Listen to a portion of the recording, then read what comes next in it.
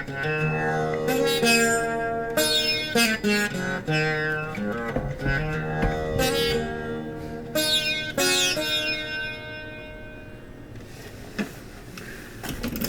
friends, today we're going to be doing a little study that pertains to blowing a shofar, and today happens to be the first day of the 7th month when we are to blow the shofar.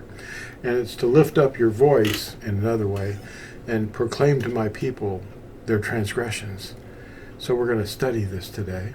So hang on while I turn the screen around and we'll look at the study notes. Here they are. Get ready. Okay, expose the imposter. That's the big message in this video.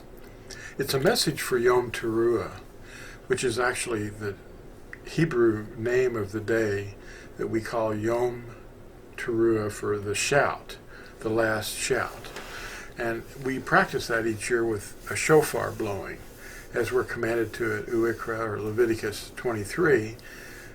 And you can hear shofars blown around observant people, like their households. We blow it at the coming of the new moon, and we also blow the shofar in the day of our festival, which is on the full moon. That's the 15th of this month. And in the 7th month are all unfulfilled so far. They're prophecies of the redemptive plan of Yahuwah, a shadow of things to come. It's a message today for Yom Teruah, and it's for the 7th month of the year, but it applies to any time you're studying.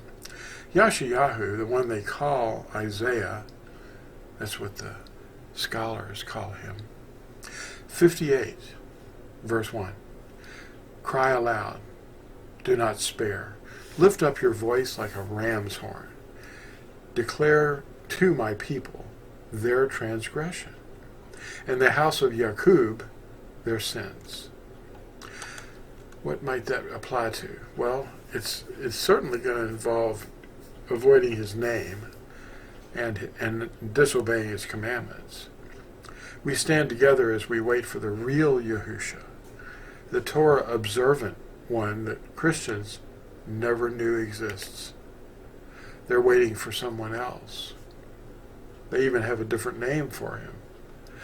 Yashayahu, it's actually Yashayahu, not Isaiah.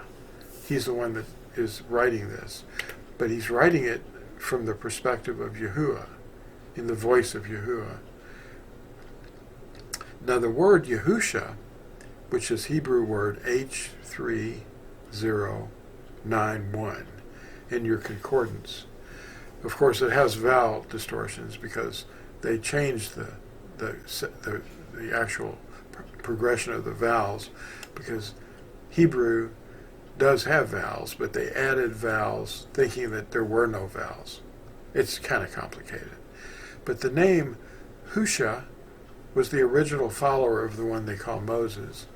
His name was changed to Hosea, but his real name is He Ua Shin Ayin, 4 Hebrew letters, Husha. And all, at Numbers chapter 13, verse 17, I believe it is. If you look in a Hebrew interlinear, Hebrew-English interlinear, you'll see that Numbers chapter 13, verse 17 says that Moshe changed the name of his servant Husha to Yahusha. He called him Yahusha. All he did was he added one letter to the beginning of the name Yahusha. And it was originally Husha, which means deliverer. And he added a yod, which means Yah is our deliverer. It changed the whole word. And the Shah became a suffix. And you can look this up in an interlinear. It's H3091. Of course, you're going to see Yehoshua, because in the 8th century, the Masoretes added vowels and changed the Yahu to Yeho. Now, this name Yahusha is the only name of our deliverer. The Yahudim, who the scholars call Jews, who hear, now the Yahudim are people that generally are people that we see that are mostly are unbelievers in the name, and they don't believe Christianity is real because they see all the lawlessness. When they hear J-E-S-U-S, they're only confused because of such a name and the way that Christians live without obedience. They don't live like the one that they worship. Of course, they changed his name, so it's not really the same one. He's another Messiah. But they use his word, but then they alter it. The J-E-S-U-S imposter spelling is no older than the 17th century. Yahusha is a Yehudi, but the translators changed his name and removed the name of Yahuwah from their translations. See your preface. They admit it.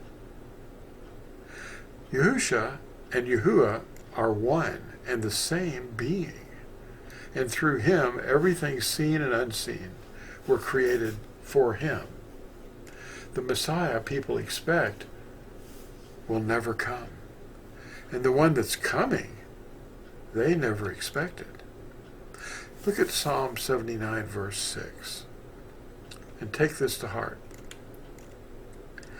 Pour out your wrath on the nations that do not acknowledge you, on the kingdoms that refuse to call on your name. That's what they admit. They admit they don't want to say it. They don't speak Hebrew. Oh, well, they can speak a lot of other Hebrew words. Why not the most important one? I'm proud to say Yahusha is our deliverer, and J-E-S-U-S is a fake name, invented by Jesuits less than 500 years ago, and is not in the first English edition of the King James Version, because it wasn't in the one that they copied from, the Latin Vulgate. The King James Version is based on the Latin Vulgate, and it's not in there either. J-E-S-U-S is not there. Test everything carefully. False reasoning is like a weed planted to deceive the unwary. Pastors fertilize and promote the red herring they planted. What is a red herring? A red herring is something that misleads or distracts from a relevant or important question. It may be either a logical fallacy or a literary device that leads readers or audiences toward a false conclusion. When Yahusha returns, will he find belief and obedience anywhere on the earth? Our belief is perfected by our obedience. Without obedience, our belief is dead. Thanks for watching, and we'll see you in the next exciting video.